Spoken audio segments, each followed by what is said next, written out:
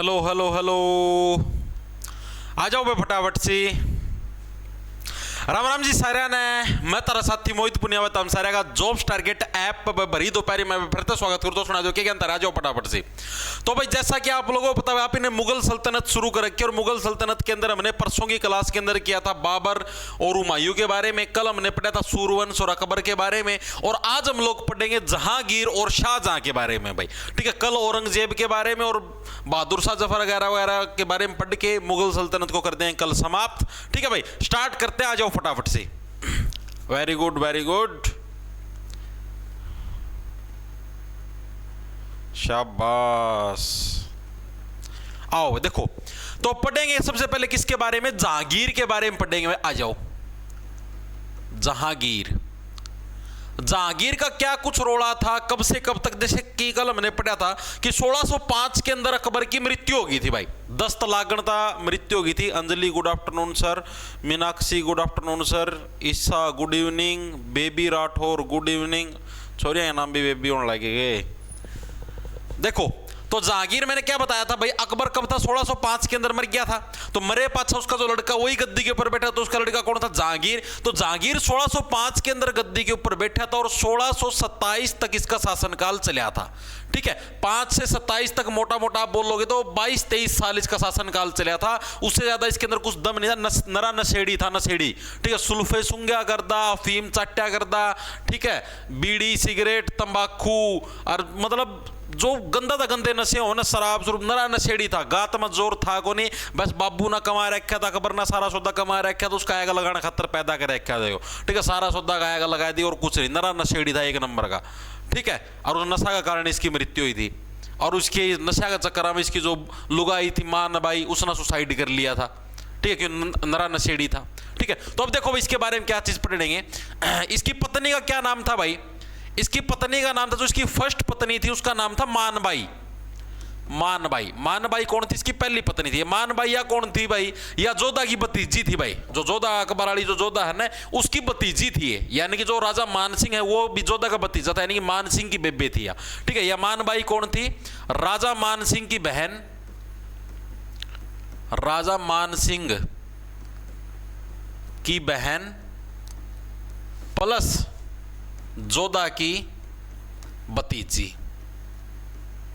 तो ये क्या थी, ये जहांगीर की पहली पत्नी मानी जाती है। आगे फ्यूचर के अंदर इसने भाई सुसाइड कर लिया। सुसाइड क्यों कर लिया, क्योंकि जहांगीर था नरा नशेड़ी, नरे नशे करया करता, इसकी वजह यह होगी थी परेशान।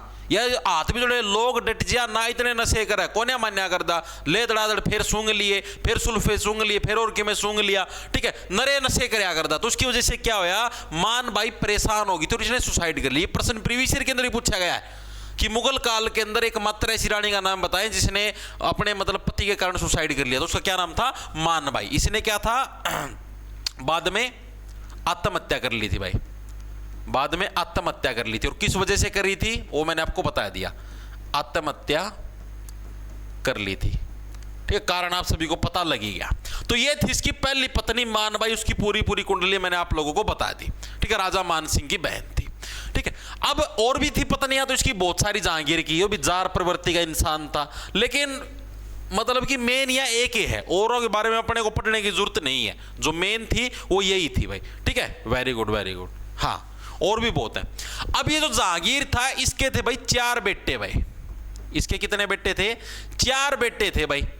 उन चारों बेटों के बारे में भी अब आपको पढ़ना है। मतलब पढ़ना सिर्फ आपको सिर्फ इनके नाम याद रखने, क्योंकि पूछे जाते भाई जहांगीर का बेटा था या नहीं था। तो इसके 4 बेटों के नाम क्या होंगे, पहले का नाम था खुसरो, दूसरे का नाम था खुर्रम, और जो खुर्रम की मां है उसके बारे में आपको याद रखना पड़ेगा, खुसरो, और सेकंड था खुर्रम, और यही आगे भविष्य में जाके शाहजहां बना। ये जो खुर्रम था ना, इसी का नाम बाद में शाहजहां पड़ा था। जैसे जहांगीर का मैंने आपको पिछली क्लास के अंदर बताया था, बचपन का नाम क्या था इसका, सलीम। ठीक है, आज भी बताऊंगा। ठीक है, तो सलीम का नाम आगे भविष्य में जाके जहांगीर बना, तो उसी टाइप से खुर्रम था। खुर्रम को क्या है, बाद में इसको शाहजहां बोला गया। बाद में इसी खुर्रम को किस नाम से जाना गया, शाहजहां बोला गया। ठीक है, जितनी चीज आगे समझ में। अब जो ये खुर्रम था ना, ये भी जोधा का लड़का था। तो हम सोचे जोधा का लड़का नु कुकर हो गया भाई, जोधा तो इसकी जहांगीर की मां थी, हैं?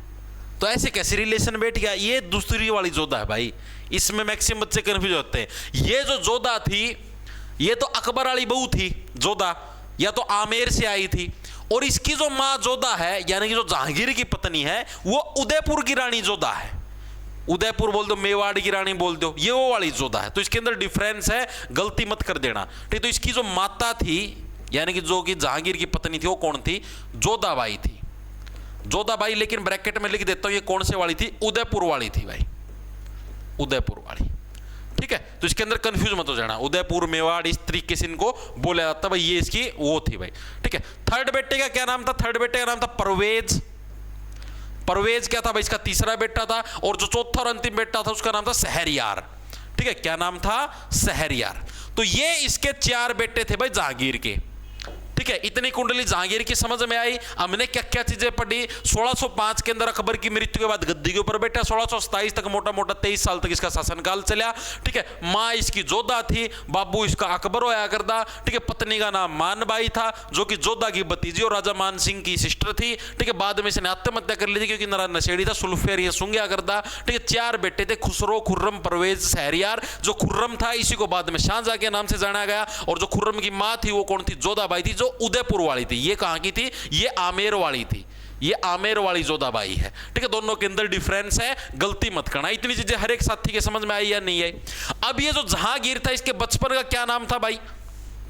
ये जो जहांगीर था इसके बचपन का नाम क्या था? इसके बचपन के 2 नाम थे, या तो सलीम या शेखू बाबा। 2 नामों से इसको जाना जाता था बचपन के अंदर, सलीम या शेखू बाबा, ठीक है। इसके 2 नाम टेक रखे थे।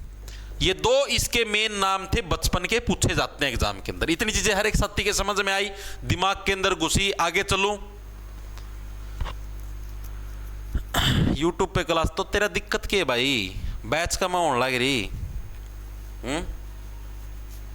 बाबर वाली बोर्ड पीडीएफ डाल दूंगा भाई, शायद डालनी भूल गया हूँ मैं क्योंकि उस दिन लाइव क्लास ली थी ना, तो इसमें कई देर में अपलोड होया करवा। कोई ना, मैं डाल दूंगा, ठीक है भाई। भूल गया हूँ, आज डल जाएगी।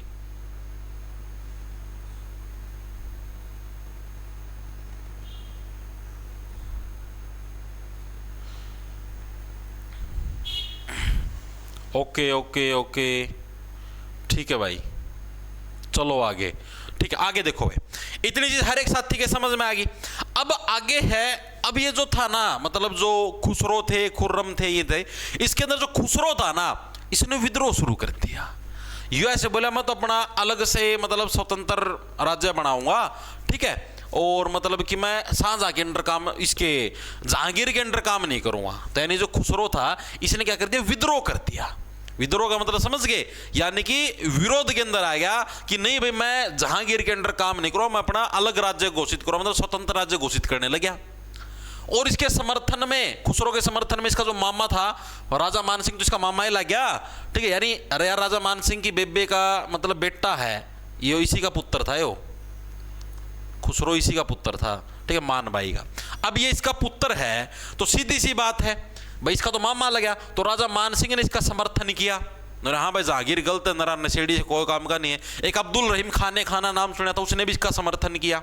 हसन बेग ने समर्थन किया। सिखों का जो 5वां गुरु था गुरु अर्जुन देव जी, उन्होंने भी इस खुसरो का समर्थन किया कि हाँ भाई जहांगीर गलत है।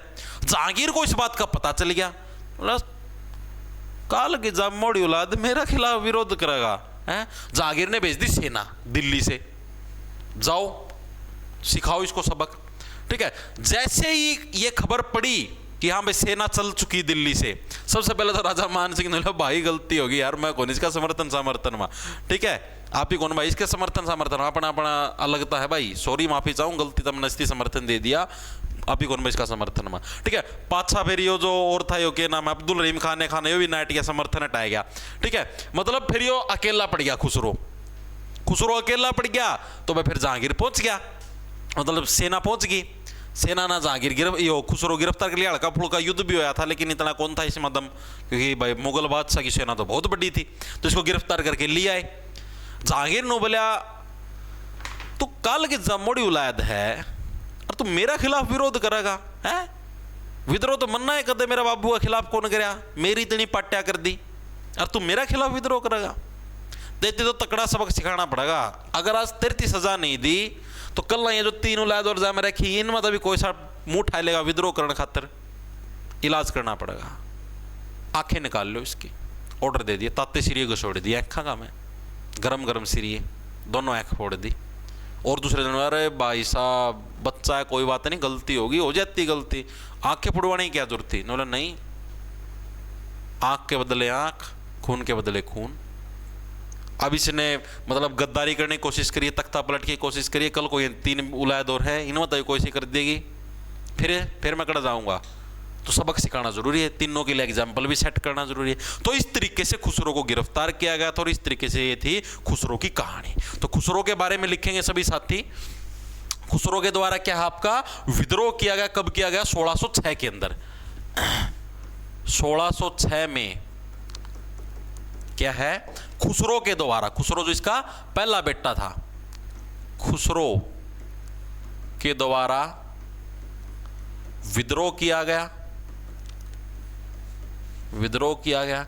और इस विद्रोह का समर्थन किसने किया था? इस विद्रोह का समर्थन किसने किया?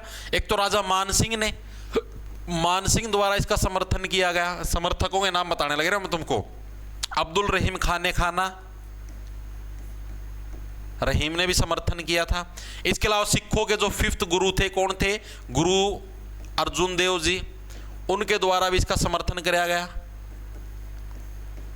ठीक है, तो इन लोगों ने इसका समर्थन किया था। बाद में इन्होंने मतलब कि अपने हाथ पांव उठा दिए थे। ठीक है, और फिर बाद में क्या है, खुसरो को गिरफ्तार कर लिया गया, खुसरो को गिरफ्तार कर लिया गया। और एक और चीज, उस टाइम फिर ये जो मतलब मानसिंह को जो मनसबदारी दी हुई थी, अकबर ने दी थी उस टाइम 10 जारी मनसबदारी, इसकी मनसबदारी भी वापस छीन ली गई थी, नॉर्मल सैनिक बना दिया था। ठीक है, खुसरो को गिरफ्तार कर लिया गया। मतलब मानसिंह तो केवल कल ना दोबारा फिर कर दिया। ठीक है, तो ये थी खुसरो की कहानी पूरी की पूरी। मैं खुसरो ने इस टाइप से विद्रोह किया था और ये सारी की सारी चीजें वहां पर घटित हुई थी। ठीक है, ये चीजें समझ में आई। उसके बाद मैंने आपको बताया जहांगीर था, देखो नाम के अंदर ही जार है, जहांगीर जार, जार प्रवृत्ति का इंसान था ये। फिर दिल आ गया इसका। 1611 के अंदर मेहरुनिसा नाम की एक राजकुमारी थी, उससे शादी कर ली, बोला इसका गिल ब्याह करूंगा। और ये जो मेहरुनिसा है, इसी को बाद में नूर जहां के नाम से या फिर नूर महल के नाम से इसको बोला गया। ठीक है, और ये जो तुम्हारी मेहरुनिसा थी, ये एक वस्त्र कला के अंदर मतलब कि निपुण थी, जिसका नाम था चिकनकारी। ठीक है, चिकनकारी ये वस्त्र कला का टाइप है, जैसे वस्त्र कला नहीं होती, कपड़ों के डिजाइन का एक टाइप है जिसका नाम है चिकनकारी। ठीक है, क्या हुआ सर? मैं दिल्ली पुलिस के बैच से एसएससी सीजीएल के लिए मैथ रीजनिंग जीके की तैयारी है सकती है। हाँ हो जाएगी साक्षी मोर, टेंशन मत लो। स्टोरी तो ऐसे सुनाते हो जैसे आप वहीं थे।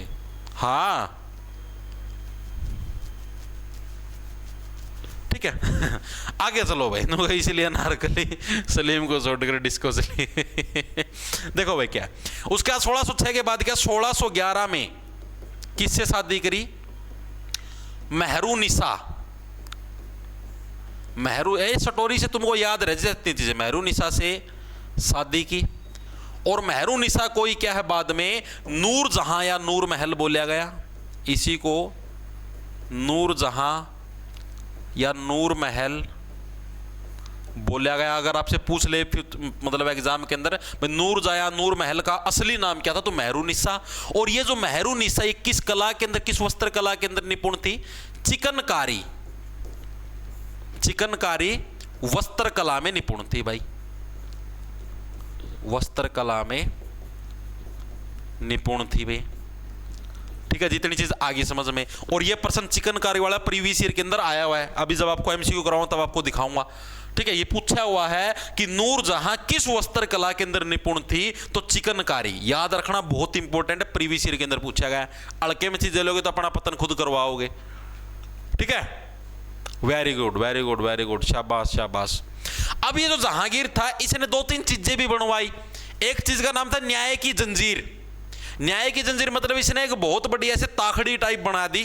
ठीक है, तराजू बना दिया एक बहुत बड़ा, मतलब कि बेलों से ऐसे बोला कि मेरे दरबार के अंदर न्याय आपको पक्का मिलेगा और चाहे कुछ मिले ना मिले। तो इसने न्याय की जंजीर बनवाई थी। और कहां पर बनवाई थी? आगरा के अंदर इसने बनवाई थी न्याय की जंजीर। जंजीर बनवाई कहां पर बनवाई? आगरा में भाई ये पूछा जाता है भाई न्याय की जंजीर किस मुगल बादशाह के द्वारा बनाई गई थी, तो जहांगीर के द्वारा क्या न्याय की जंजीर बनवाई गई थी, इंपॉर्टेंट है। अब जो इसकी जो सबसे बड़ी गलती थी, नशेड़ी था, तो इसने जो अंग्रेज थे ना, अंग्रेजों को इसने व्यापार के अधिकार दे दिए, ये इसकी सबसे बड़ी गलती थी। अकबर के टाइम पर भी अंग्रेज आए थे भारत के अंदर, लेकिन अकबर ने उनको व्यापार की मतलब कि उनको व्यापार का अधिकार नहीं दिया।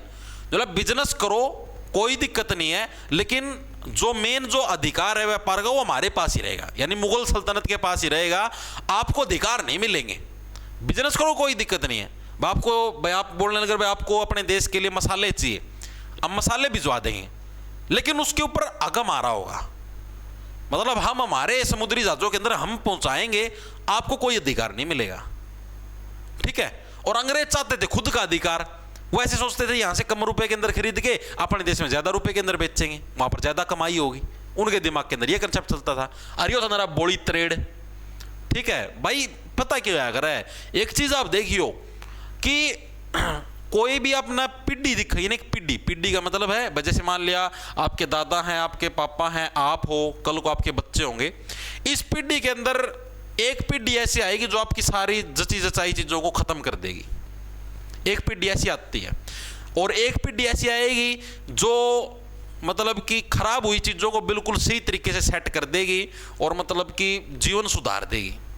अब जैसे आप इन्हीं को देख लो, अब बाबर था, बाबर ने पूरे प्रयास करे, संघर्षरत जीवन करके मतलब भारत के अंदर आया, कब्जा कराया, फिर आया हुमायूं भी बेचारा बाजदार है यार, नुकर मतलब खराब हालात थे उनके घर के, एक तरीके से आप ऐसे समझ लो। फिर आया अकबर ने सारा सौदा सेट कराया, जमानु एक नंबर का शासन चला दिया, सारे जने ने सारा पूरा भारत पर कब्जा कर लिया था, ठीक, कुछ भी नहीं छोड़ा, मतलब बहुत बढ़िया बढ़िया चीजें बनाई, चीजें अच्छी भी करी, मतलब जनता को खुश भी कराया।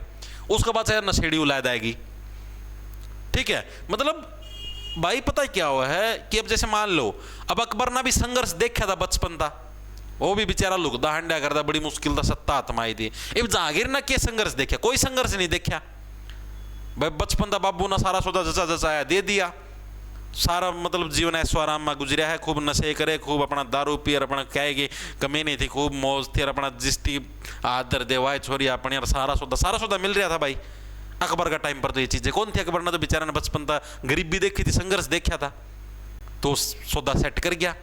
तो आप लोग भी कल को आपकी शादी होए, आप अपने बच्चे उत्पन्न करो, तो एक चीज ध्यान में रखना, अपने बच्चों को, जैसे मान लो आप इस पीढ़ी के हो और आप जैसे मान लिया 4-5 साल में अच्छी जगह सेटल हो जाते हो, अच्छा पैसा कमाने लग जाते हो, नौकरी लगा लो, बिजनेस लगा लो, कुछ भी करते हो, तो अपने बच्चों को कभी भी इतनी सुविधाएं मत देना क्यों बिगड़ जाए, ठीक है। जैसे आपने अपना बचपन जिया है, साइकिलों के ऊपर धक्के खाए हैं बसों के अंदर, ठीक है, उसी टाइप से अपने बच्चों को भी खिलाना, तभी वो देखें कि हाँ भाई मेरे माँ बाबू ने इतना संघर्ष किया तो मैं भी आगे बढ़ूं। आप उनको बचपन से ही ले बेटा ले गाड़ी में छोड़ के आऊँगा स्कूल में, ले बेटा मोटरसाइकिल चला, 10वीं में जा बेटा मोटरसाइकिल बजा स्कूल में, ये चीज़ें अगर आप करोगे तो बच्चा अच्छे गया भाई, भूल जाना फिर, ठीक है। तो जितनी ज़्यादा वो दोगे उतना बच्चा खराब होगा। फोन भाई मैं सच्ची बताऊं, +2 क्लास लग फोन ने कौन था, फोन दे कौन रखा था घर का ना, मतलब घर के तो करते थे, घर के ब्योते कौन था फोन दे मेरे लग, खुद का दौरा है कौन था हमारे, तो घर के दौरा कीपैड वाला फोन आया करता, नोकिया 2690 इब्बी भी याद है, एक और पैनासोनिक का आया करता, वो भी कीपैड वाला फोन ने कौन थे यार, कहाँ से मतलब कि भाई वो करा, कितने कॉलेज में हुए थे फर्स्ट ईयर में, वो +2 में बढ़िया नंबर आए थे, उसकी वजह से स्कॉलरशिप मिली थी 10,000 रुपये, उसमें तब पहली बार फोन लेके आए थे टच स्क्रीन। तो ये संघर्ष देखो रे भाई, ठीक है। अब देखो आगे चलो, तो न्याय की जंजीर बनवाई, ये किसने बनवाई, जहांगीर ने बनवाई भाई, बिल्कुल बिल्कुल शाबाश, ठीक है। और इसकी जो सबसे बड़ी गलती थी वो क्या थी, इसने अंग्रेजों को व्यापार के अधिकार दिए भाई, अंग्रेजों को व्यापार के अधिकार दिए। अंग्रेजों को व्यापार के अधिकार किसने दिए, जहांगीर ने दिए। कौन से अंग्रेज को दिए जी, जैसे 1611 इसके अंदर आया था, सॉरी वो था 1608 में था ओकिन्स, सूरत के अंदर आया था। 1609 के अंदर वो आगरा के अंदर पहुंचा जहांगीर के पास, ठीक है। और उसको परमिशन मिल गई, कर ले भाई बिजनेस। ठीक है, यानी क्या 1608 में ओकिन्स आया सूरत, यानी जो वर्तमान में गुजरात के अंदर है, ओकिन्स सूरत बंदरगाह पर आया। बंदरगाह ये भी अंग्रेज था, आया, यानी 1 साल लग गया आगरा लग जाना। 1609 में आगरा के अंदर मुगल दरबार में गया। ठीक है, और वहाँ से परमिशन ली, जागीर ना परमिशन दी, नशेड़ी था। ठीक है, अंग्रेज और बडियाली ब्रिटिश व्यवस्था इंग्लैंड तक लियाड़ी और बडियाली महंगी शराब पियाया कर दे, इसका चस्का चढ़ा राह शराब ले गया होगा वह, इससे सारे अधिकार देवाएंगे। ठीक है, फिर उसका पास जैसे अगला साल मतलब अगला जो आया जो अंग्रेज अधिकारी 1615 के अंदर आया थॉमस रो। ठीक है, तो 1615 के अंदर कौन आया? 1615 में थॉमस रो आया। थॉमस रो आया।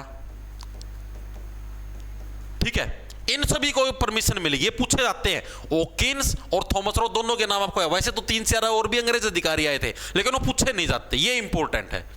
ठीक है, वेरी गुड, शाबाश। हाँ, परमिशन लेने आए थे व्यापार की अंजलि।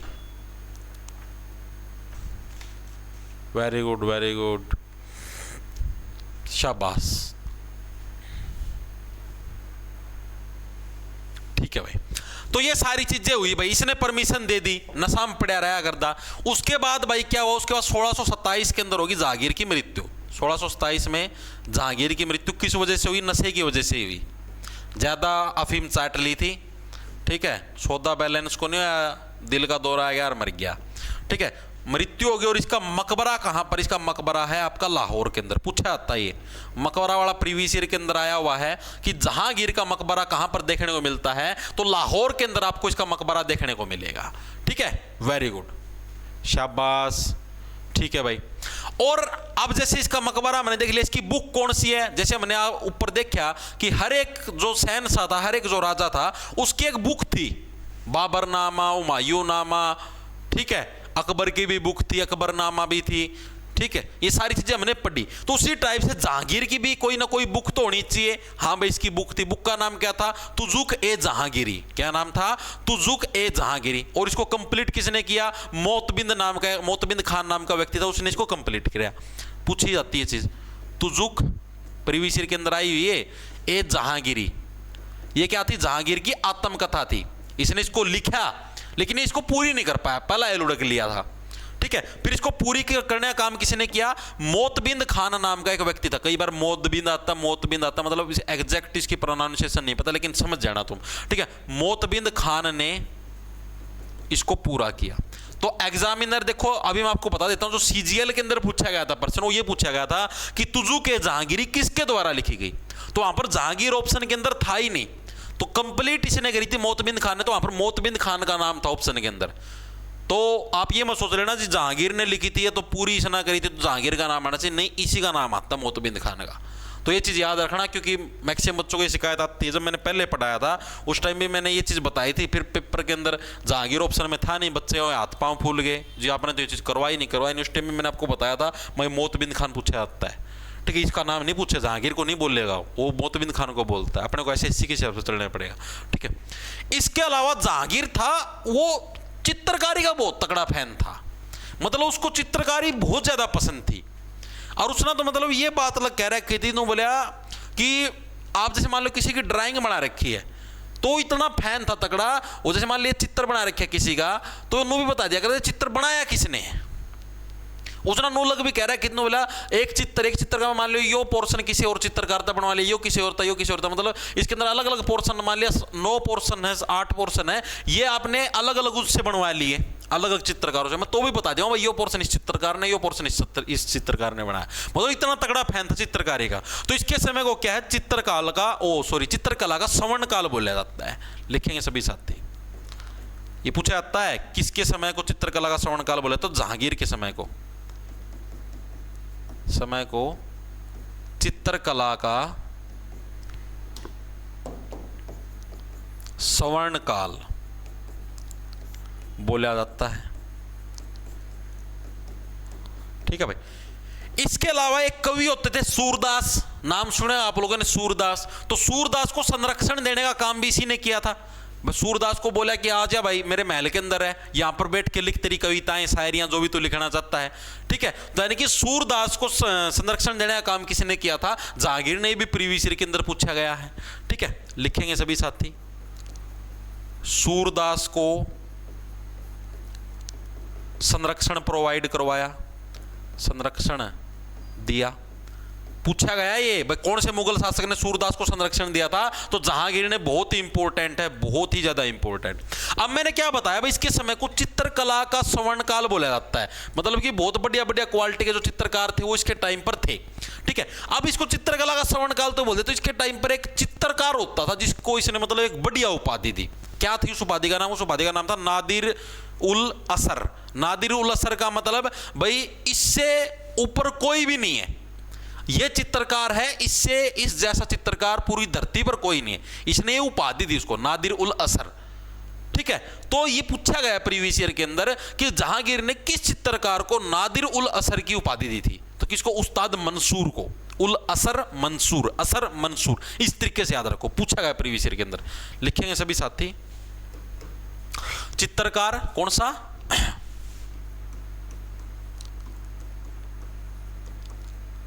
चित्रकार उल मंसूर। यही तो बोला मैंने, चित्रकार उस्ताद मंसूर को क्या है? उस्ताद मंसूर को कौन सी उपाधि दी? नादिर उल असर।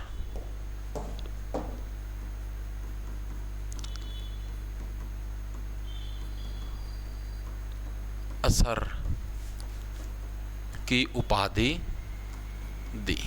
ये बहुत ही इंपॉर्टेंट है, मार्क कर लो, पूछा गया है भाई। अभी अभी एसएससी सीपीओ 2024 के अंदर पूछा गया था, जून के अंदर जो हुआ था, कि जहांगीर ने किस चित्रकार को है आपका नादिर उल असर की उपाधि दी थी? तो उस्ताद मंसूर को क्या है इसने आपकी इसकी उपाधि दी थी। ठीक है, तो जहांगीर के बारे में आपको सिर्फ इतनी चीजें याद रखनी है। पूरी की पूरी कुंडली मैंने आपको जहांगीर की करवा दी। एक सेकंड रुको। ठीक है, एक बार के लिए सभी साथी कमेंट करके बताओ जहांगीर के बारे में आपको सारी चीजें क्लियर है या नहीं? कुछ अगर आपको लगता है रह रहा तो बताओ मेरे को। हाँ, सीईटी मेंस वाली इंग्लिश काफी है भाई। विवेक, हेड कांस्टेबल मिनिस्ट्रियल की तैयारी करने लग रहे हो तो सीईटी मेंस वाली इंग्लिश काफी है। और एक और चीज मैं आपको बताना चाहता हूँ, कुछ बच्चों के जैसे मतलब मैसेज आ जाए हैं या जो भी मतलब टेलीग्राम पर व्हाट्सएप पे, तो वैसे बोलते हैं जी कि जैसे सीईटी मेंस का बैच ले लिया जी, दिल्ली पुलिस की तैयारी करनी, दिल्ली पुलिस में कन्वर्ट कर दो। अब देखो भाई, पहली चीज तो मैं आपको बता देता हूँ, बैच लो तो अपना सोच समझ के लिया करो। ठीक है, इतना पागल कोई भी को नहीं था, जितना पागल मृत्यु बनाने की सोचो हो या फिर मृत्यु समझो हो। ठीक है, एक दो बालक इसे चंट समझे खुद ना, बैच ले लिया सीईटी मेंस का, हफ्ता पाछा मैसेज करके नुकाऊंगे जी गलती से मैंने सीईटी मेंस का बैच ले लिया जी, मैंने मुझे तो दिल्ली पुलिस का लेना था। भाई एक हफ्ता पाछा जा गया है, बस ऐसे नो हो ना भाई, आपने इब्बे बैच लिया, आप इब्बे नुको दो हो भाई मैं दिल्ली पुलिस का लेना था, गलती था यो लियागा जितो मैं उस चीज़ ना समझूँ। अरे एक एक महीना पाछा भी आ चीज़ करना जी उसका था जी, और मन चाहिए उसका था, अच्छे हैं भाई वहाँ, इसी से मारती कौन से हैं भाई, नो को नहीं आया कर मेरे भाई। और दूसरी चीज, अगर आप सीईटी मेंस का बैच लेते हो तो दिल्ली पुलिस का लेने की जरूरत नहीं है भाई, सेम चीजें दोनों के अंदर। यही जीके की क्लास दिल्ली पुलिस में जाती है, यही सीईटी मेंस के अंदर जाती है। ठीक है, मैथ रीजनिंग भी लगभग लगभग सेम है, थोड़ा लेवल का फर्क हो सकता है बस, बाकी लगभग सेम है। तो अलग अलग लेने की जरूरत नहीं है। मेंस ले लिया तो दिल्ली पुलिस लेने की जरूरत नहीं, दिल्ली पुलिस ले लिया तो मेंस लेने की जरूरत नहीं है। ठीक है,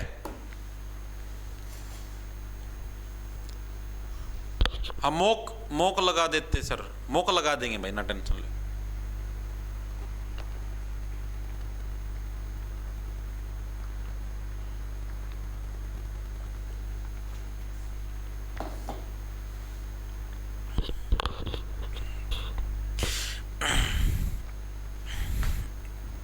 सर भाई मेरे को ये चीज बताओ, सर्जिकल वाली क्लास नहीं मिल रही, सोना भाई डाल तो रखिए, मुगल सल्तनत वाला खोलो, इसके अंदर मिल जाएगी आपको सेकंड नंबर पे। बैच के अंदर जाओगे, जीके के सेक्शन के अंदर जाओगे, मुगल सल्तनत वाला सेक्शन खोलोगे, उसके अंदर दूसरी क्लास थी कल, आज तीसरी क्लास है, खोल के देखो एक बार, मिल जाएगी। ठीक है, इतनी चीजें आ गई हर एक साथी के समझ में। चलो आगे। हाँ, जहांगीर का इतना ही सिस्टम है, अगर आपको कुछ लगता हो भाई जहांगीर के अंदर कुछ रह गया तो मेरे को बताओ, मैं करवाऊं। बाकी फिर मैं आगे चलता हूँ। तो हिंदी के बच्चे टॉपिक्स की डल जाएगी मीनाक्षी भाटी, क्लास खत्म होगी तब मेरे को याद दिला देना।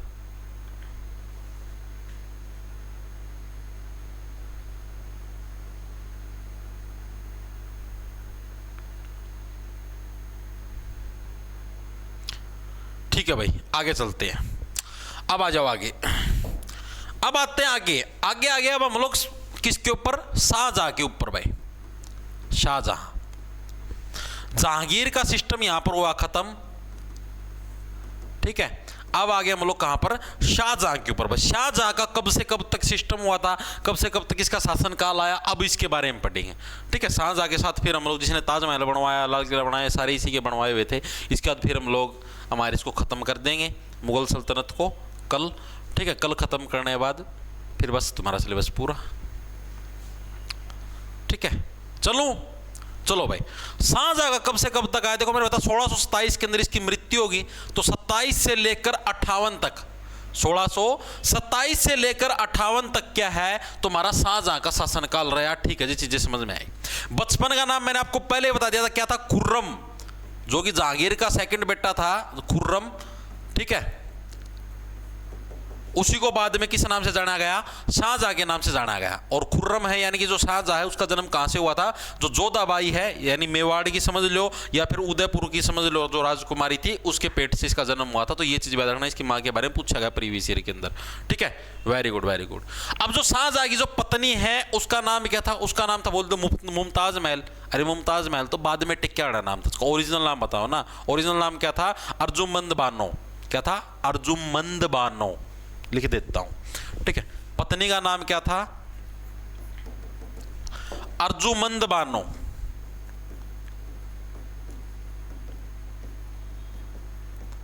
अर्जुमंद बानो, इसी को बाद में किस नाम से जाना गया? मुमताज महल के नाम से जाना गया। कई बार पूछ लेता आपसे कि मुमताज महल का ओरिजिनल नाम क्या, असली नाम क्या है? तो इसका असली नाम क्या आपका? अर्जुमंद बानो क्या है? इसका ओरिजिनल नाम है, ठीक है। तो ये नाम आपको याद रखना, पूछ लिया। अब ये जो शाहजहां था ना, यो था मतलब पूरा बरोड़ा मानस भीतर था, मतलब मुमताज महल का तकड़ा प्यार करया करता। मैंने आपको बताया भाई मुमताज महल इसी की तो याद के अंदर, इसी की याद में तो ताजमहल बनवाया था, इसी की याद में तो ताजमहल बनवाया भाई, यमुना नदी के किनारे। तो इतना तकड़ा प्रेमी था यो, 14 बालक जन्म दिए भाई ना, ठीक है। इतना तगड़ा प्रेमी था, इसने क्या है 14 बच्चे जन्मे भाई, 14 बच्चे जन्मे। प्यार में तो जमे जा भाई, ठीक है। और 14 के अंदर से 7 मर लिए, 7 बच्चे बेचारे पैदा होंगे मर गए, कोई ना कोई डिफेक्ट हो गया भाई, बच्चे मर भी जा भाई, ठीक है। तो बच्चे कितने? 7 बच्चे जी। 7 के अंदर से 4 तो थे लड़के और 3 थी लड़कियां। अब ये जो 4 लड़के थे, इन चारों लड़कों के नाम आपको याद रखने पड़ेंगे जी। कौन कौन से थे? एक तो था दारा शिको, जिसका सबसे फेवरेट वो था दारा शिको। दारा शिको क्या था? इसका पहला बेटा था, फर्स्ट नंबर का। और जो शाहजहां था, शाहजहां का सबसे फेवरेट मतलब बच्चा था ये, कि हाँ भाई मेरा तो सबसे फेवरेट, इसी को राजा बनाना चाहो था कि भाई तू आगा जागी राजा बनिए, दारा शिको, ठीक है। सेकंड नंबर आता शाह शुजा। कौन है? शाह शुजा, यो सेकंड नंबर का बेटा था Shah Shuja. Third one is Aurangzeb, जो कि बाद में शासक बने। किसने कैसे गद्दी हड़पी थी वो सारी कहानी आपको बताऊंगा, Aurangzeb. And the fourth one is, चौथा वाला व्यक्ति कौन था? वो था मुराद बख्श। कौन था? चौथा यहां पर लिख दो, मुराद बख्श क्या था? चौथा लड़का था भाई। 3 इसकी लड़कियां थी भाई। तीनों लड़कियों में से जो पहली लड़की है जहां आरा, उसका नाम पूछा जाता है कि जहां आरा किसकी बहन थी? औरंगजेब की। जहां आरा किसकी बेटी थी? शाहजहां की। तो जहां आरा, रोशन आरा और गोहन आरा, ठीक है। जहां आरा, रोशन आरा और गोहन आरा, ये 3 इसकी बेटी थी। और जहां आरा क्या है आपकी? इंपॉर्टेंट, इसका नाम याद रखना, ठीक है भाई। इतनी चीजें हर एक साथी के समझ में आई। शाहजहां के कितने बताए मैंने? आपके 14 बच्चे हुए थे, जिसमें से 7 आपके मर चुके थे, 7 आपके जिंदा बचे थे, जिसके अंदर 4 लड़के थे और 3 लड़कियां थी। चारों लड़कों के अंदर से सबसे बड़ा था दारा शिको था, जिसको ये राजा बनाना चाहता था। शाह शुजा, औरंगजेब और मुराद बख्श, ये आपके 4 थे, ठीक है जी, चीजें समझ में आई। अब इसने इनके बीच में सल्तनत को बांट दिया। बांट दिया कैसे? बांटा ऐसे नहीं बता हम शासन कर ले हैं, इसने सौंप दिया कि भाई बेटा जो कर 4 बेटे हैं तो भारत के जो कर 4 भाग हो गए। 4 भाग कैसे जी? जैसे मान लिया ऊपर वाला नॉर्थ उत्तरी भारत, नीचे वाला साउथ, इस तरफ वाला वेस्ट यानी कि हमारा पश्चिमी भारत, और इस तरफ वाला हमारा ईस्ट भारत यानी पूर्वी भारत। बोला नॉर्थ है, नॉर्थ तो नॉर्थ के अंदर ही अपनी दिल्ली है, आगरा है, तो उधर है मतलब कि शाहजहां खुद शासन करा करता। तो नॉर्थ के अंदर तो मैं इसना रखूंगा, मतलब दारा लग रखूंगा, दारा तो मेरा फेवरेट छोरा है, तो दारा शिकोह को दिया उत्तरी भारत। बोला तो उत्तरी भारत के अंदर शासन कर, ठीक है, यानी उत्तरी भारत का सूबेदार बना दिया भाई, तू आड़ का मतलब मनसबदारी दे दी भाई, तू इसको संभाल उत्तरी भारत के जितने भी राज्य हैं, मैं दिल्ली के अंदर शासन करूं मेनली, ठीक है, मेरा अंडर काम करेगा मेरा छोरा, ठीक है, चीजें समझ में आई। जो मुराद था चौथा जो बेटा था उसको दे दिया पश्चिमी भारत, ठीक है। जो योग्य था औरंगजेब था, औरंगजेब को दे दिया दक्षिणी भारत, औरंगजेब कौन सा दे दिया? दक्षिणी भारत। और जो इसका एक बेटा बच गया जो सेकंड नंबर का था शाह सूजा, उसको दे दिया पूर्वी भारत, शाह सूजा। और मैंने क्या बताया, शाहजहां का सबसे फेवरेट बेटा कौन सा था? दारा शिकोह, और इसीलिए इसने नॉर्थ के अंदर रखा था, बेटा मैं तेरा बहुत प्यार करूं, तेरी जुदाई मेरे बर्दाश्त को नहीं हुआ है, ठीक है, तन तो आड़े ही रहना पड़ा मेरा पास, क्योंकि मैं आगे तना फ्यूचर में राजा बनाऊंगा, ठीक है। हाँ इनकी भी लड़ाई हुई थी बताऊंगा, ठीक है, बोले तेरे को फ्यूचर में राजा बनाऊंगा तो तेरे को तो मेरे पास ही रहना पड़ेगा भाई, तेरे को मैं दूर नहीं भेजूंगा, ठीक है। तो पूछा जाता है कि शाहजहां ने किसको अपना उत्तराधिकारी बनाया था? तो दारा शिकोह को क्या है शाहजहां ने अपना उत्तराधिकारी चुना था। अब मैक्सिमम बच्चे जो डीपली नहीं पढ़ते वो क्या ठोक के आते इसके अंदर उत्तराधिकारी चुना, उन्होंने सोचा शाहजहां के बाद औरंगजेब आया था तो वो औरंगजेब ठोके आवा है, औरंगजेब नहीं आएगा। शाहजहां ने किसको अपना उत्तराधिकारी चुना था? दारा शिकोह को इसने क्या अपना उत्तराधिकारी चुना था, ठीक है जी। और इसी दारा शिकोह को इसने सुल्तान बुलंद इकबाल की उपाधि भी दी थी। ये भी प्रीवियस ईयर के अंदर पूछा गया है कि शाहजहां ने किसको सुल्तान इकबाल बुलंद की उपाधि दी थी? तो सुल्तान बुलंद इकबाल की उपाधि दी थी वो दारा शिकोह को, सुल्तान बुलंद इकबाल। इसका मतलब है सुल्तान का जो नाम है वो रोशन रहे, बुलंद इकबाल, सुल्तान बुलंद इकबाल की उपाधि दी, ठीक है। किसको दी गई? दारा शिकोह को। किसने दी? शाहजहां ने अपने बेटे को दे दी उपाधि, ठीक है। इसके अलावा ये जो दारा शिकोह था इसने जो एक गुरु होता था उस टाइम, गुरु हर राय, ठीक है, गुरु हर राय ने भी क्या है दारा शिकोह को संरक्षण दिया था। संरक्षण कब दिया जी? जब इसका युद्ध होगा था, जब बाजा बाजा लुकदा फिरा करदा, उस टाइम दारा शिकोह को संरक्षण किसने दिया था? गुरु हर राय ने। प्रीवियस ईयर के अंदर पूछा गया है कि किसने दारा शिकोह को संरक्षण दिया था, तो गुरु हर राय ने। लिख लो, हर राय ने दारा शिकोह को संरक्षण दिया था। बहुत इंपॉर्टेंट है ये जो मैंने आपको तीनों फैक्ट लिखवाए ना, तीनों आपके प्रीवियस ईयर के अंदर पूछे गए हैं, तो अड़के मत लेना भाई। तीनों फैक्ट इंपॉर्टेंट है, तीनों तुम्हारे पिछले सालों के अंदर पूछे गए, ठीक है। चीजें समझ में आ गई हर एक साथी के? वेरी गुड भाई। अब हम लोग इसके बारे में थोड़ा सा पढ़ते हैं भाई, शाहजहां ने क्या क्या चीजें करी। इसने पहली चीज तो 1628 के अंदर आगरा को राजधानी बनाया। पहले दिल्ली हो रही थी उस टाइम, 1628 में इसने आगरा को राजधानी बनाया। फिर इसका दिक्कत होगी, खाज मैच की खड़िया बाल था, ठीक है, ना आगरा के अंदर मजा नहीं आने लग रहा। 10 साल पाछा नो बोला दिल्ली के अंदर चलो। 1638 में वापिस फिर से दिल्ली को राजधानी बना लिया, वापिस दिल्ली को राजधानी बनाया। जब आगरा में ताजमहल बनवा दिया, जब दिल्ली में उस टाइम लाल किला बनवा दिया। लाल किला ताजमहल दोनों किसके द्वारा? शाहजहां के द्वारा बनवाए गए थे। लिखवाने की तो जरूरत नहीं, इतनी तो समझते हो, ठीक है। वेरी गुड भाई, वेरी गुड वेरी गुड, ठीक है। अब एक और चीज पूछी जाती है, एक विदेश से एक चिकित्सक आया था पुराने समय के अंदर, उसी के साथ लिखवा देता हूं, दारा शिकोह से रिलेटेड है। जो दारा शिकोह है ना, इससे रिलेटेड एक और पर्सन प्रीवियस ईयर के अंदर आया हुआ है, मेरे अभी याद आया। विदेश से एक चिकित्सक आया था इंग्लैंड से, जिसका नाम था फ्रांकोआ बर्नियर, ठीक है। तो फ्रांकोआ बर्नियर को मतलब कि अपने पर्सनल चिकित्सक के रूप में किसने अडॉप्ट किया था? तो दारा शिकोह था। ये भी प्रीवियस ईयर के अंदर है। फ्रांकोआ बर्नियर, याद रखना, ठीक है, 3 से 4 बार आ लिया सीपीओ के अंदर भी, सीएचएसएल के अंदर। फ्रांकोआ बर्नियर किसका चिकित्सक था? ये भी पूछा था। फ्रांकोआ बर्नियर इसका चिकित्सक था। किसका था? दारा शिकोह का। इंपॉर्टेंट अभी पूछा गया है, इसका चिकित्सक था, ठीक है। दारा शिकोह का चिकित्सक कौन था? फ्रांकोआ बर्नियर। याद रखना, पिछले साल के अंदर पूछा गया है ये 2 से 3 बार, ठीक है। वेरी गुड, वेरी गुड, ठीक है भाई। अब जो मैंने सांझा के ऊपर अभी चलने लगे थे, अब देखो हर एक राजा के टाइम पर विद्रोह तो होते हैं, विरोध आपको देखने को मिलेंगे ही मिलेंगे। तो इसके टाइम पर भी विद्रोह हुए। तो सांझा के टाइम पर कहां कहां पर विद्रोह हुए? 3 ही विद्रोह हुए थे। विद्रोह तो और भी हुए थे, लेकिन मेन 3 है जो कि पूछे जाते हैं। पहला तो बुंदेलखंड का विद्रोह। बुंदेलखंड के अंदर विद्रोह हुआ, पूछा था बुंदेलखंड का विद्रोह किसके टाइम पर हुआ? तो ये सांझा के टाइम पर हुआ, ठीक है जी। फर्स्ट वन इज इंपॉर्टेंट, बहुत ज्यादा इंपॉर्टेंट है। 3 ही विद्रोह आपको याद रखने। पहले वाला बहुत इंपॉर्टेंट है, बुंदेलखंड वाला। सेकंड तुम्हारा खान ए जहां लोधी, यो एक शासक होया करता, इसने भी विद्रोह कराया। खान ए जहां लोधी, इसका भी विद्रोह आपको देखने को मिलता है, विद्रोह, ठीक है जी। तीसरे नंबर पे कौन आया? जो पुर्तगाली जो नागरिक थे, मैंने आपको बताया नहीं, पुर्तगाली।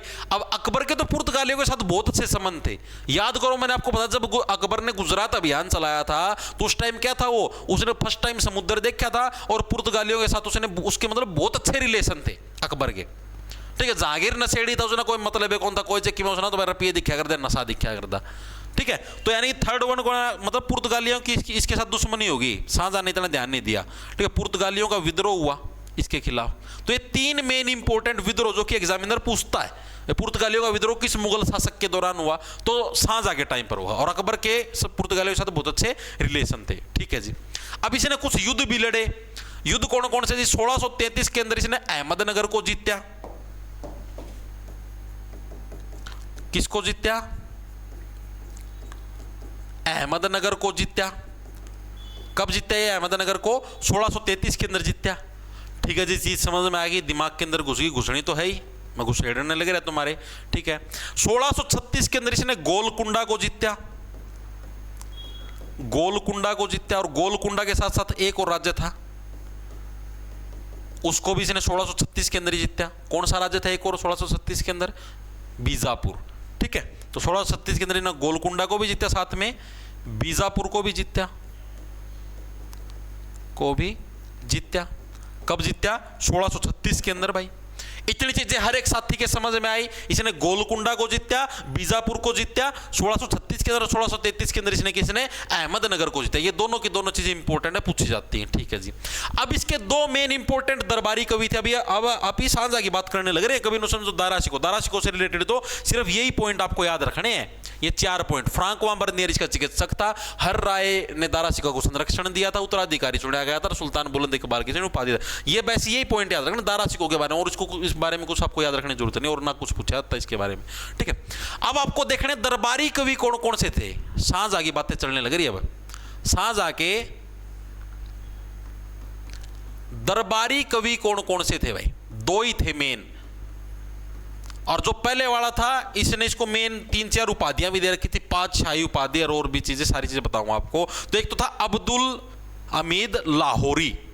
अब्दुल हमीद लाहौरी था। ये भी क्या था? इसका फेमस दरबारी कवि था, जिसने 5 शाह नामक है पुस्तक लिखी थी। क्या था? अब्दुल हमीद लाहौरी।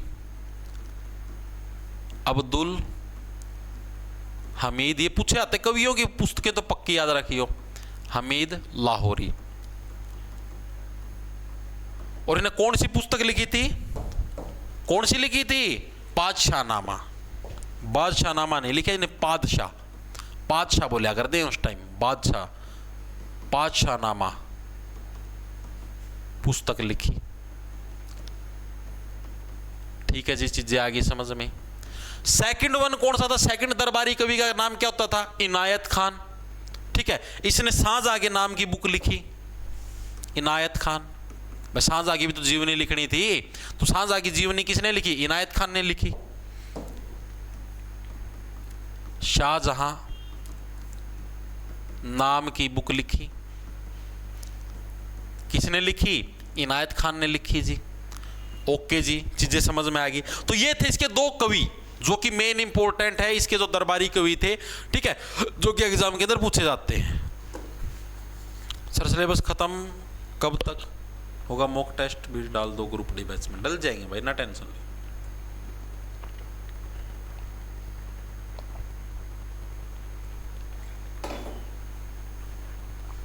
अब मैंने आप लोगों को एक चीज बताई थी कि जहांगीर को, मतलब जहांगीर के टाइम को किस काल का स्वर्ण काल बोलते थे? चित्रकला का। भाई चित्रकला का स्वर्ण काल किसके समय को बोलते हैं? जहांगीर के समय को। तो उसी टाइप से शाहजहां के समय को किस मतलब चीज का स्वर्ण काल बोलेंगे? स्थापत्य कला का। ठीक है, स्थापत्य कला का मतलब कुछ ना कुछ नई चीजें स्थापित करना, जैसे इसने ताजमहल को स्थापित किया, लाल किले को स्थापित किया। ठीक है, तो लिखेंगे इसके काल को क्या है? इसके काल को स्थापत्य कला का स्वर्ण काल बोला जाता है। स्थापत्य कला का स्वर्ण काल बोला जाता है। स्थापत्य कला का स्वर्ण काल किसके काल को बोला जाता है भाई? जहांगीर का जो टाइम था इसको क्या स्थापत्य कला का स्वर्ण काल बोला जाता। तो ये पॉइंट जो आपको मेन है याद रखना है। ठीक है जी, चीजें समझ में आई। इसके अलावा उस टाइम एक संस्कृत का कवि होता था जिसका नाम था जगन्नाथ। उसको क्या इसने महाकवि राय की उपाधि दी थी। ये चीज भी इंपॉर्टेंट है, पूछा गया है प्रीवियस ईयर के अंदर। संस्कृत कवि कौन सा था? जगन्नाथ। जगन्नाथ को कौन सी उपाधि थी? महाकवि राय। महाकवि राय, बहुत बड़ा महाकवि है, राय की उपाधि दी। ये भी किसने दी थी? शाहजहां ने दी थी। अबे तू तो महाकवि है, बहुत बड़ा तकड़ा कवि है। ठीक है, किसको दी थी? जो जगन्नाथ था, संस्कृत के कवि था, इसको दी भाई। बाद में क्या हुआ? जैसे शाहजहां भी बीमार हो गया, फ्यूचर में बहुत भाई युद्ध याद लड़े और सिस्टम आया, बीमार हो गया। तो जैसे ही बीमार होया तो गद्दी के लिए भाई युद्ध छिड़ने स्टार्ट हो गए।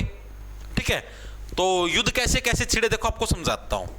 अब क्या हुआ? जैसे मतलब कि शाहजहां बीमार होया, बीमार होती क्या होया, मतलब कि इन चारों बेटा में आग लग गई। तो बोला कि गद्दी चाहिए, गद्दी चाहिए, गद्दी चाहिए। और औरंगजेब था सबसे ज्यादा चंट। इसके अंदर जो दारा शिको था और जो मुराद था, इन दोनों ने घोषणा कर दी कि हम तो दिल्ली के ऊपर अटैक कराएं। ठीक, और गद्दी हमको चाहिए। इन्ना जुगरे बेरा लगा ना, मैं शाहजहां तो बस बीमार हो गया और मतलब कि तो बस आप ही कब्जा कर सका। तो इन दोनों ने मिलकर प्लानिंग बना ली भाई कि हाँ भाई मतलब कि आप ही तो इसके ऊपर दिल्ली के ऊपर अटैक कराएं, कब्जा में लेवाएं दिल्ली ना।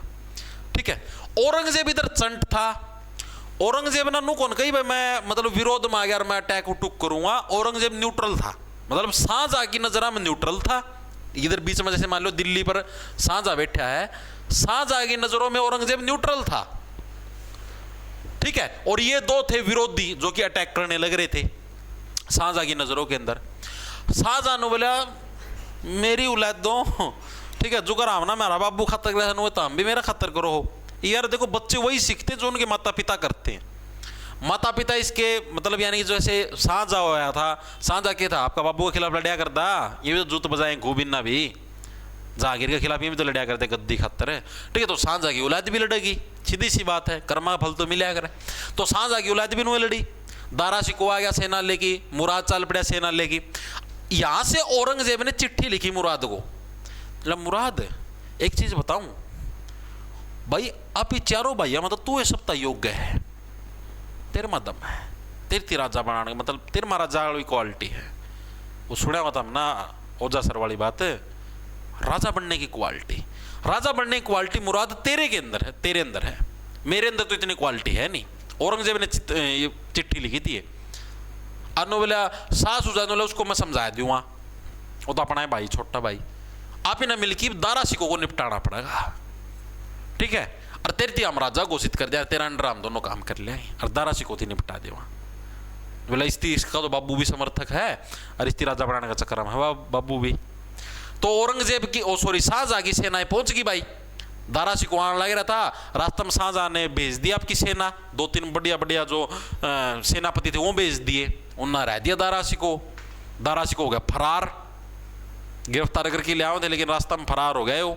और इसका मतलब बेरा भी कौन पट्या, भाई वो कैसे मरया, कुकर मरया, मतलब लापता होगा, जमा जड़ तलापता, इसकी इतिहास के अंदर इसका मुँह को पता लगा गया कित जड़ से साफ।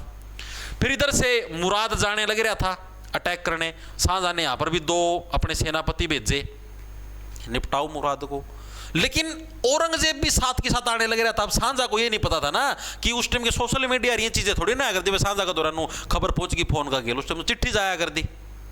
तो औरंगजेब ने मुराद के साथ मिलकर प्लानिंग बना ली कि भाई मतलब शाहजहां को ये चीज पता नहीं, जब मुराद और औरंगजेब तो मिल लिए, शाहजहां तो सोचा था सिर्फ मुराद आओगा। और आगा जब शाहजहां की सेना आई तो शाहजहां तो महल में रहेगा, फिर राजा बड़ा हुआ पचा राजा को नहीं युद्ध लड़ने जाया करता, आपके सैनिका ने भेजा करता, छोटे मोटे और जो मंत्री वगैरह सेनापति उन लगे।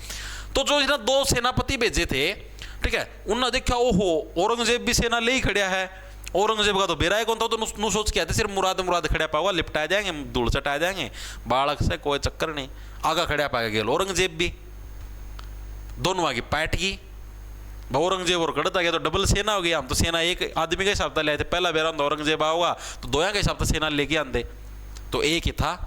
तो मतलब कि भाई देख के दोनों के दोनों मतलब ये तो भाज गया पहला है, जो दूसरा सेनापति था इसकी टैंक टूंग तोड़ दी थी, यो भी मतलब फरार हो गया था, घायल हो गया था, ठीक है। बाद में औरंगजेब मतलब कि औरंगजेब ने क्या करा फिर बाद में, जो सास हो जाता ना तो था बोला बेचारा, ठीक है, इस्तीफ मरवा दिया।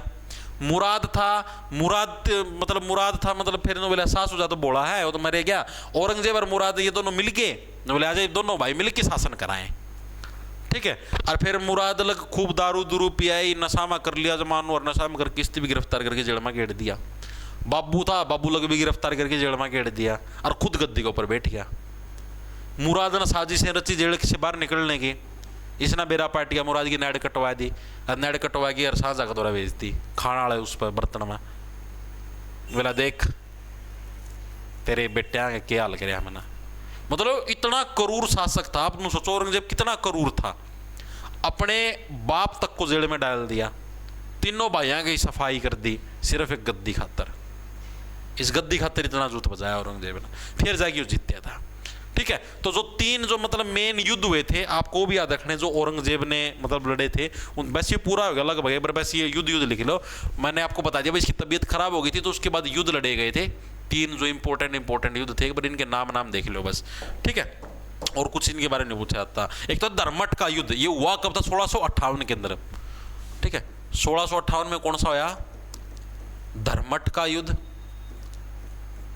धर्मठ का युद्ध हुआ किस किस के बीच में हुआ जी, औरंगजेब और दारा सिकोह के बीच में हुआ।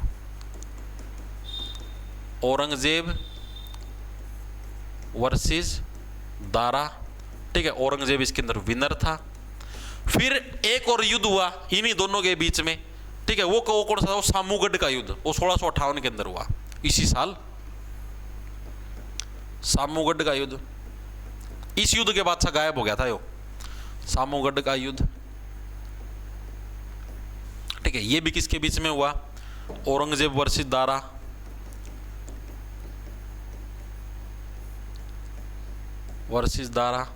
ठीक है। इसके अंदर भी औरंगजेब जीत्या, ठीक है। तो इस तरीके से औरंगजेब, फिर एक और आया था जो लास्ट युद्ध था देवराय का युद्ध, वो इसी से अगले साल, वो भी इन्हीं दोनों के बीच में हुआ था। थर्ड वन इज देवराय का युद्ध, ये पूछा जाता है इंपॉर्टेंट, ये 2 तो आज तक कभी पूछे नहीं लेकिन ये पूछा गया है, देवराय का युद्ध किस किस के बीच में हुआ था, ठीक है, और कब हुआ था, 1659 के अंदर हुआ, 1659 में हुआ। और ये भी किसके बीच में, सेम इन दोनों के बीच में था, और इसके अंदर भी क्या औरंगजेब ही आपका विनर था भाई। ये 3 युद्ध हुए थे भाई, ठीक है, वेरी गुड।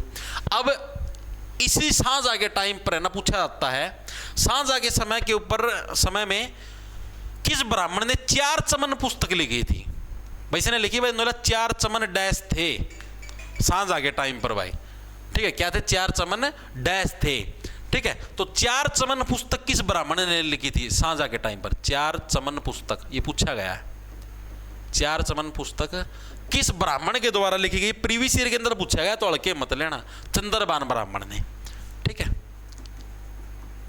चंद्रभान ब्राह्मण ने लिखी भाई, ठीक है भाई।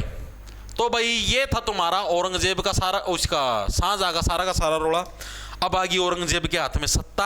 औरंगजेब के बारे में हम लोग पढ़ेंगे कल। आज हमने जहांगीर और शाहजहां दोनों के बारे में पढ़ दिया। कल हम लोग औरंगजेब के बारे में और जो आपके फिर आगे कौन कौन से शासक आए और बहादुर शाह जफर द्वितीय तक कैसे क्या कुछ शासन चला, अकबर द्वितीय, रेंज और चीजें आई, उनके बारे में पढ़ेंगे, कैसे मुगल सल्तनत का पतन हुआ। और कल इस मुगल सल्तनत को कर देंगे समाप्त भाई, ठीक है, ओके। तो भाई इसकी पीडीएफ और वगैरह वगैरह आपको मिल जाएगी बैच के अंदर। सभी साथियों को राम राम, धन्यवाद, लंडा ले लो, खेल जाओ, मिलते हैं कल फिर सेम टाइम सेम जगह के ऊपर, ओके।